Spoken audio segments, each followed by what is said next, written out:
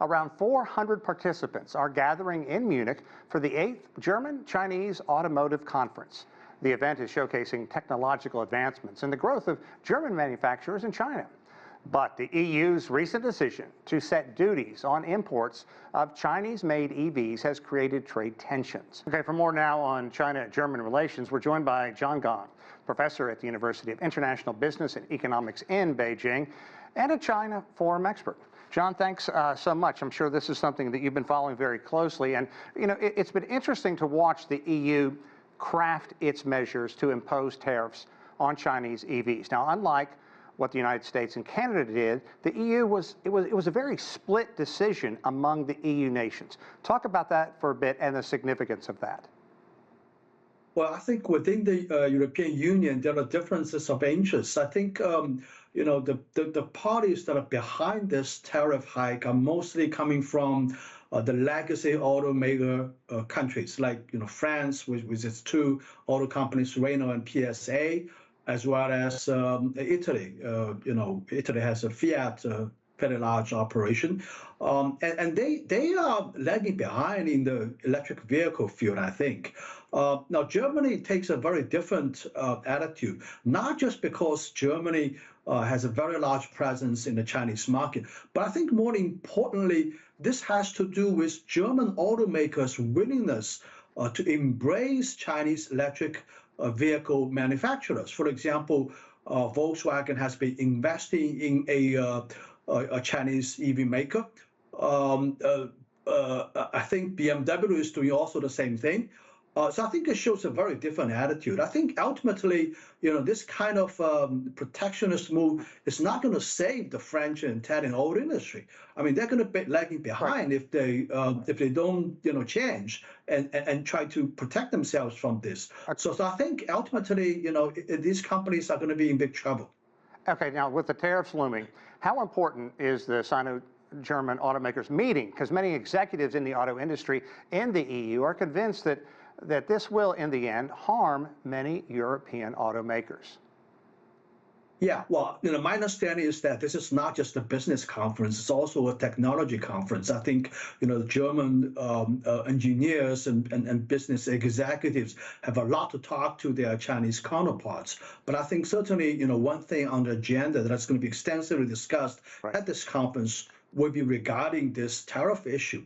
As I said, you know, the right way to do, in my view, is through bilateral negotiation, and more importantly, inviting Chinese manufacturers to go to Europe to set up operations there so that the jobs and the vendor network of these French and Italian companies would not be so much hurt, would still be participating in the auto business, although these are electric cars they're making. I think this is the right approach. But right now, you know, these two countries are taking the exact opposite direction. Ultimately, I'm going to think that it's going to come back and hurt them. Okay, now with the many nations in the EU, many voted for the tariffs, a lot voted against, and a huge majority of them just abstained. They didn't want any part of it.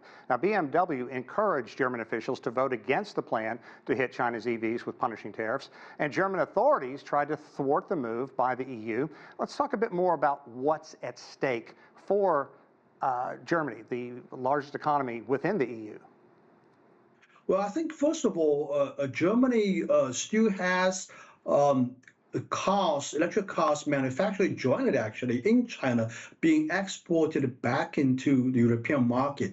And I think that's probably one reason why Germany is firmly against this. And the second thing, I think probably Germany is concerned about the prospect of the Chinese government taking, you know, retaliatory actions, which I don't think is going to happen. Clearly, you know, the retaliatory actions being raised so far by the Chinese government regards the French products, the brandy stuff that you just mentioned. So I think, you know, there's a differentiation of treatment for sure. And I think probably, you know, German interest lies with joint production, either in China as well as in Europe as well.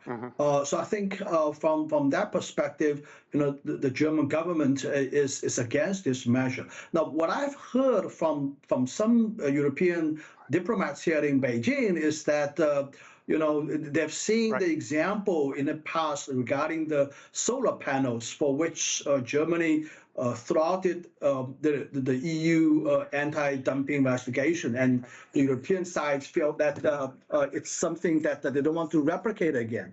So I think that's probably another reason why the French and Italian sides, are firmly for the tariff hikes. John, I find it interesting that you don't believe there's going to be could develop into a trade war, because a lot of people do. But let's move forward on that, because how might this trade face-off affect Germany's economy and technological innovation going forward? The EU wants to phase out vehicles powered by gas or diesel by the year 2035, and it seems as though the Union could certainly benefit with the wealth of Chinese EVs. Yeah, well, I think for a lot of European customers, they actually embrace electric cars from China. They're very cost effective. They're very good, actually. And some people are saying that even with these tariffs, especially for the companies like BYD and Geely, whose tariffs are not that high, less than 20%, they're still very competitive products. So I think a lot of European countries, consumers are welcoming these cars from China. But in terms of the impact on the German economy, my view is that it's actually very minimum. I mean, regardless of these tariffs, Germany and China are cooperating very closely in this field. I think what's going to get hurt is really, these two countries that we just mentioned, France and Italy. These are legacy automakers, and they're going to lag further behind. And I think their costs are going to be increasingly uncompetitive on the European market. Okay, we'll see where this goes. It is not over yet. John Gong, always a pleasure. Thank you so much. Thank you.